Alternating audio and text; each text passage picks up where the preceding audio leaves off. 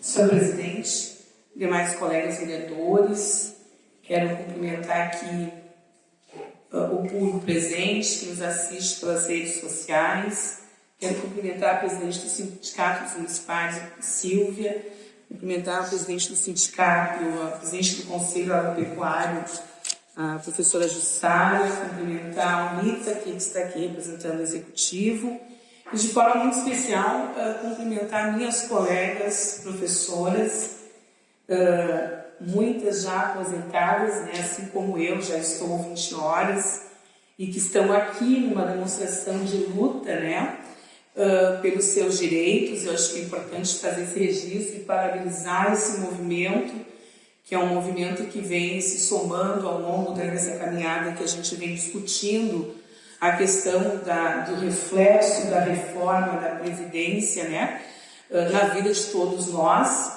Então eu quero, mais uma vez, parabenizar as colegas por esta luta, né? E é assim que a gente faz as coisas, de uma forma reivindicada, de uma forma bem coerente, responsável, organizada. Então, a minha saudação às colegas. Eu quero, então, assim, primeiro me manifestar aqui, dizer que a gente precisa exercer nosso trabalho, mesmo diante de tantas situações que a gente vê, de notícias, enfim, a gente se sente muito impactado, né? E eu vejo que desde a pandemia a gente ficou mais fragilizado ainda com as notícias que nos chegam, né?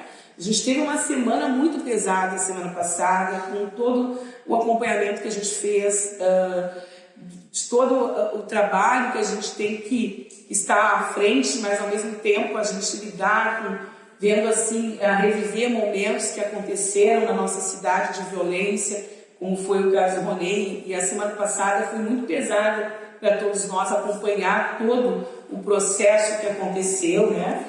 E que não teve fim ainda, mas que a gente precisa aqui referenciar o nosso trabalho, fazer a nossa parte, estar acompanhando esses momentos e mesmo assim a gente buscar forças, né? Às vezes nós nem sabemos como fazer isso, mas acho que essa união ela fortalece sim o movimento.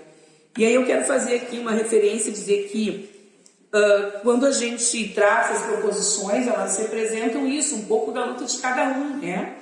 E uma das proposições que eu trago justamente é na questão da saúde, da área da saúde, em relação à questão do Covid.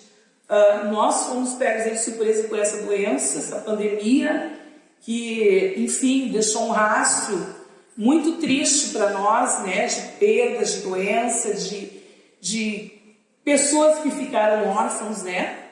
Pelo Covid, pela imprudência de alguns governos, o governo federal em relação à vacina. Hoje a gente sabe que o impacto em relação à questão dos índices são menores, mas ainda nos entristecem pessoas que estão perdendo a vida em função do Covid. E a gente traz aqui o pedido de uma audiência pública. Nós precisamos ainda falar sobre isso, porque muitas pessoas ficaram com sequelas, muitas pessoas viverão com os efeitos da pandemia, né? Eu falo da área da saúde, mas a pandemia deixou reflexo na questão da violência contra a mulher, no abuso sexual de crianças, no desemprego, né? Enfim, é uma série de questões que nos preocupam, sim, enquanto pessoas que hoje a gente sabe que precisa trazer para a pauta e para as políticas públicas do governo municipal essa atenção básica, né? Então, aqui a audiência pública é justamente para discutir e pensar como é que vai ser o protocolo de atendimento dessas pessoas daqui para frente, né? Quanto nós precisaremos de especialistas, de atendimento qualificado para dar conta disso que foi deixado pela pandemia. Então, o pedido da audiência pública se faz justamente com a participação da Secretaria de Saúde e também com a questão da Associação Vida e Justiça, que tem feito audiências por todo o Estado, e nós aqui acho que precisamos sim falar sobre isso no Legislativo Municipal.